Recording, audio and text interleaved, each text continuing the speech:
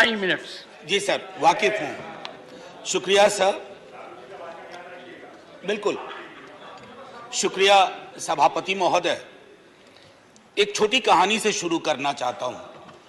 हमारे विश्वविद्यालय में एक शिक्षक थे, वो कह रहे थे कि एक सेठ थे राजस्थान में, अचानक सांप सांप चिल्लाने लगे। तो लोग आए, बोले क्या हुआ? बोला देखो सांप अभी पेट पर से चल के चला गया। बोले काटा तो नहीं ना?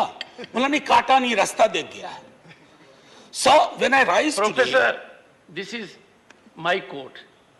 Everyone in the house knows. Not of your university.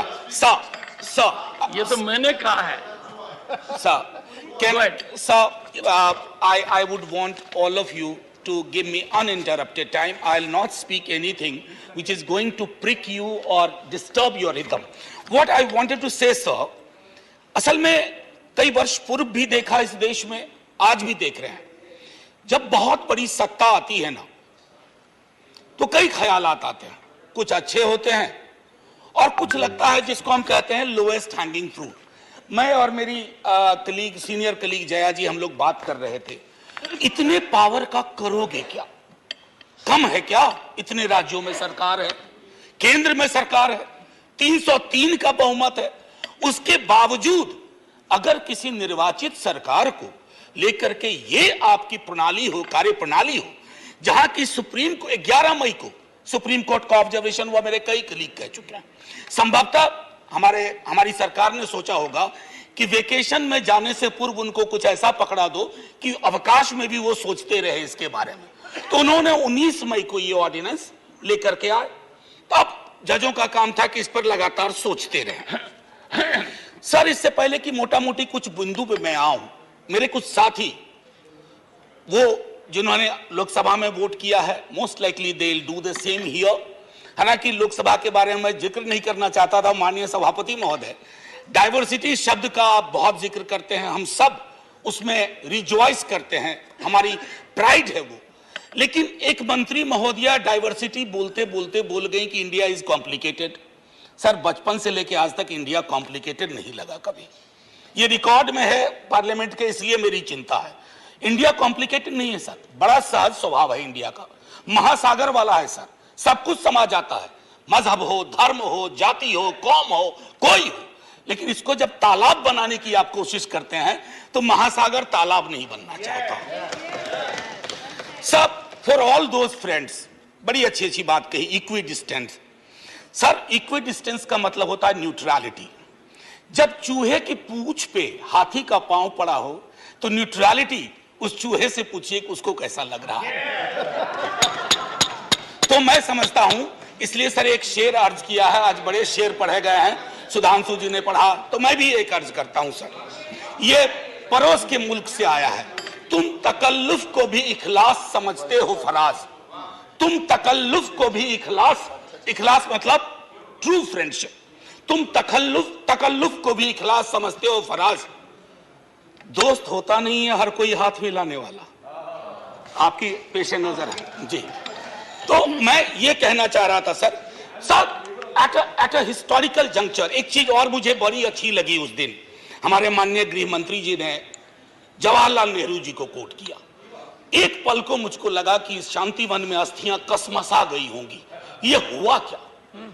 ये हुआ क्या? फिर अंबेडकर साहब को भी कोट किया, राजा जी को कोट किया, उन्होंने कन्हैयालाल मानिकलाल मुंशी को कोट नहीं किया, एचवी कामत को कोट नहीं किया, जो शायद ज्यादा उनके पक्ष में तर्क आ जाता। सर, विश्वविद्यालय में मैं पढ़ाता हूं तो पीएचडी के स्टूडेंट्स को साइटेशन हम लोग सिखाते हैं, जिसको कहते हैं एथिकल साइटेशन। एथिकल साइटेशन में यह नहीं होता है कि सेमी कोलोन के बाद का ले लिया और शुरू वाला छोड़ दिया।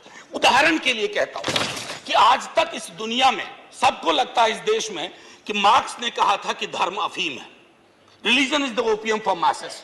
Sorry sir, the entire quote is religion is the sigh of the oppressed creature, the heart of a heartless world, and the soul of soulless condition. It is the opium of people. Sir, अब इसमें क्या किया हमने? सिर्फ opium वाला line निकाल लिया और मार्क्स को कह दिया कि धर्म विरोधी था। सर, मैं इसलिए कहता हूं साइटेशन बहुत इंपॉर्टेंट चीज है।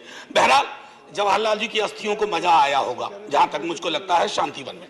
सर, ये मूलतः, मैं इसलिए नहीं कहता कि मैं बीजेपी के कार्यप्रणाली का विरोधी हूं सर, वो एक पॉलिटिकल रियलिटी है, हम भी एक पॉलिटिकल रियलिटी हैं। हम शत्रुता की जुबान से हमें एक दूसरे को संबोधन नहीं करना चाहिए, न सदन में न सदन के बाहर। साहब हम इंडियन मुजाहिदीन नहीं है साहब, हम ईस्ट इंडिया कंपनी नहीं है, हम वो भारतवर्ष हैं जिसको महासागर मैंने कहा, और उस महासागर में आप भी हैं हम भी हैं। हम और आप एक दूसरे की कीमत पर नहीं है। तो सर मैं ये कहना चाहता था कि ये प्रतिगामी बिल है सर, आपको घंटी नहीं बजाना पड़ेगा, मैं प्रॉमिस करता हूं, पक्का उसी में खत्म कर दूंगा। सर प्रतिगामी मैंने क्यों कहा, दुनिया देख रही है कि हम कितना प्रोग्रेसिव लेजिस्लेशन ला रहे हैं। सर ये मुझे जो चिंता इसमें ये हो रही है कि माननीय सर्वोच्च न्यायालय ने एक निर्णय दिया, सर कुछ सोच के दिया होगा ना। आप अक्सर कहते हैं कि नेहरू नहीं चाहते थे, अरे नेहरू 56 में नहीं चाहते थे, 67 वर्ष बीत गए हैं, हकीकत नहीं बदलती क्या। नेहरू के टाइम में हम सार्वजनिक क्षेत्रों में कितना ध्यान देते थे और आज हम बेचने पे ध्यान दे रहे हैं।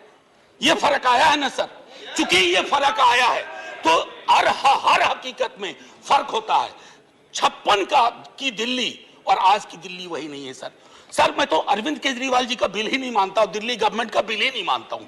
मैं तो ये मानता हूं कि सर अगर ये प्रयोग सफल हुआ, अगर सांप ने रास्ता देख लिया, तो कल को उन पर भी गाज गिरेगी जो आज न्यूट्रलिटी और इक्विडिस्टेंट के नाम पर न जाने क्या क्या सोच रहे हैं। सर हम तब भी आपके साथ होंगे, ये तो गारंटी है सर, हमारे पास कोई विकल्प ही नहीं है। परेशान हताश लोगों के पक्ष में खड़ा होना। हम तो कश्मीर चल रहा था, उस वक्त आम आदमी पार्टी ने कोई और पोजीशन लिया था, आज उनको समझ में आ रहा होगा कि क्यों उस वक्त वो पोजीशन लिया। और आज मैं ये कह रहा हूं कि कल को किसी राज्य के साथ होगा, हम आपके साथ होंगे। सर सेपरेशन ऑफ पावर को लेकर के मेरे कई कलीग कह चुके हैं, मैं कुछ नहीं कहना चाहता, बस ये 3 चीज कहूंगा सर। अगर ब्यूरोक्रेट्स मिनिस्टर को उत्तरदायी नहीं है सर, ये अराजकता को जन्म नहीं देगी क्या। मैं दिल्ली की जनता, अगर मैं दिल्ली सरकार हूं, मैं दिल्ली की जनता के लिए उत्तरदायी हूं। जैसे राघव कह रहे थे, अगर कोई विसंगति कहीं आती है, एलजी साहब के पास जाऊं सर, वो चुनाव जीते। हालांकि मैं जानता हूं कि इस देश में गवर्नर्स और लेफ्टिनेंट गवर्नर्स की भूमिका में विस्तार हो गया, अब तो वो राज्यों के नाम बदल दे रहे हैं। सर आपकी मुस्कुराहट इंगित कर रही है कुछ। मैं ये कहना चाह रहा था सर, और मैं समझता हूं कि ये बात मैं कह करके, और 239AA के बारे में जो बातें कही गई हैं मैं उसको दोहराना नहीं चाहता, सिर्फ मैं एक चीज पे आऊंगा, कोरम। सर ये कमाल का कोरम हुआ, 3 में से 2 होंगे। मुख्यमंत्री बेचारा चेयरमैन है, बहुत अच्छी बात कही उन्होंने, चेयरमैन विदाउट चेयर। मुख्यमंत्री चेयरमैन है, वो अगर 2 मिनट लेट भी पहुंचेंगे तो कोरम डिसाइड कर लेगा क्या करना है दिल्ली के लिए। Sir it is not quorum, it is actually an instrument to decimate the very idea of elected government. Sir sir घंटी मत बजाइए, केशव राव जी की श्रेणी में 1.5-2 मिनट और ले लूंगा। सर एक सोल डिस्क्रिशन का मामला आया है, सोल डिस्क्रिशन, और ये मैं आग्रह करूंगा माननीय गृह मंत्री जी से, हमारी महामहिम राष्ट्रपति के लिए भी जो संदर्भ आते हैं ना, to aid and advice of the cabinet or the ministry, sir उनका भी सोल डिस्क्रिशन नहीं होता है। ये तो एक तरह से मुझे सोललेस डिस्क्रिशन दिख रहा है, आत्मा विहीन डिस्क्रिशन। सर ये उसमें नहीं फिट बैठता है। सर एक और चीज, मैं अभी कल गूगल कर रहा था सर, फेडरलिज्म पर 2 बहुत महत्वपूर्ण कोट मिले इंटरेस्टिंग लोगों की, एक चंद्रबाबू नायडू जी का, एक नवीन पटनायक जी का। वो कोट मैं पढ़ना नहीं चाहता हूं, बस मैं बता देना चाहता हूं। आखिरी सर, ये पेशे नजर तमाम लोगों के जो कहते हैं, अपील करते हैं कि साहब मदद करो इस बिल पे, तो दुष्यंत जी कह के गए थे कि उनकी अपील है कि हम उनकी मदद करें, चाकू की पसलियों से गुजारिश तो देखिए। सर ये चाकू पसलियों से कह रही है हमारी मदद करो, सर ये आसान मामला नहीं है। जय हिंद सर, जय हिंद।